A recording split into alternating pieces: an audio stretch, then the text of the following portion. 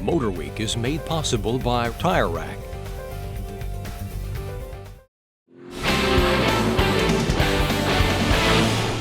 It looks like the lines between hatchback car and crossover utility vehicle have finally been obliterated entirely.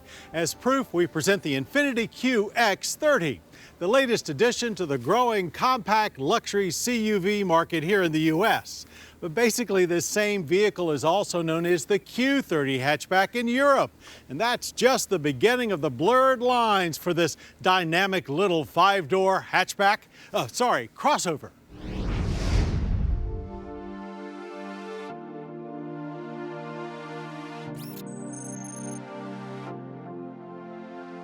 Yes, this 2017 Infiniti QX30 is many things to many people.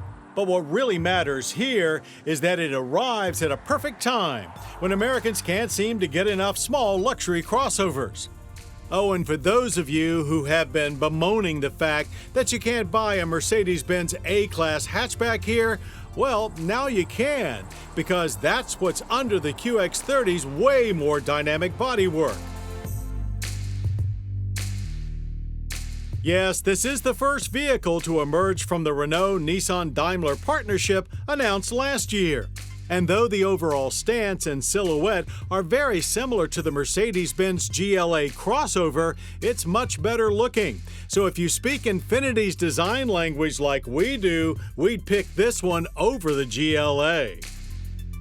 There's a decent 8 inches of ground clearance, same as the GLA, unless of course you opt for front-wheel drive only sport trim, which, to confuse things further, really is the Q30 aka A-Class hatchback with its hard parts just 6.1 inches above the pavement.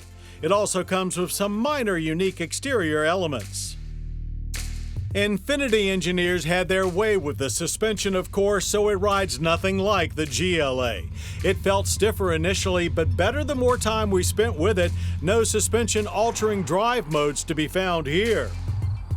It drives lively, not economy car-like at all, straddling the comfort capability line almost perfectly, leaning slightly more towards the tougher end than some other sporty crossovers, which is no longer a weird thing to say, yet it remains exceptionally quiet. There's good pickup from the standard 2-liter turbo i4 and 7-speed DCT transmission, both of which come from Mercedes, as does the key to get things started. Software for managing all of it, however, comes from Nissan. Still, the overall feel is very Benz, and ratings are the same at 208 horsepower and 258 pound-feet of torque.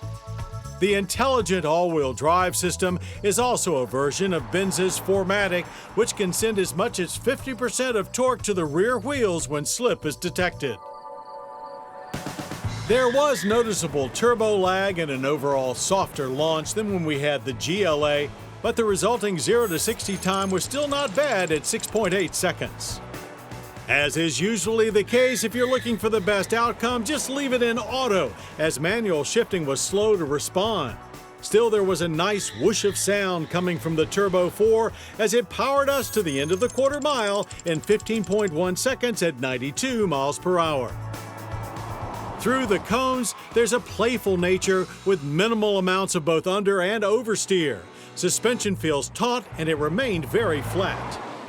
Infiniti also tweaked the steering to their liking, but they did it no favors as far as we're concerned. It's loose feeling on center and there's an awkward heft when making inputs. A 110-foot stopping average from 60 is very good, and stops were both smooth and stable.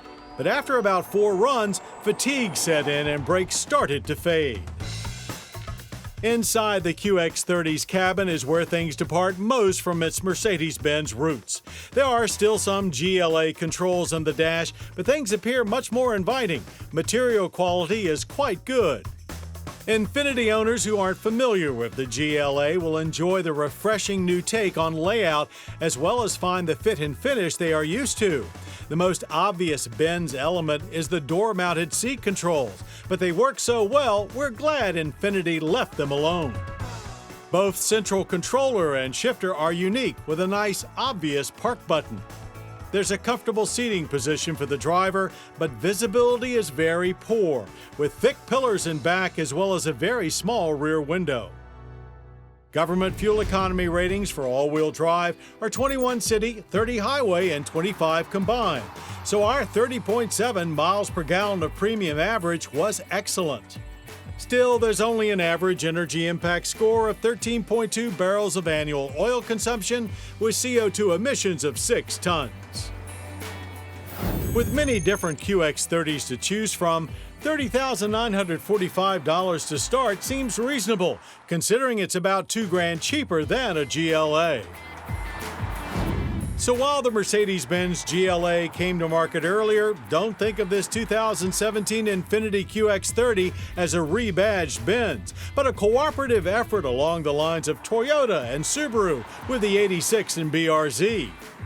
It is highly competitive with the current influx of cute utes, as well as a perfect step up for open-minded hatchback buyers. We predict this international coalition will be quite successful.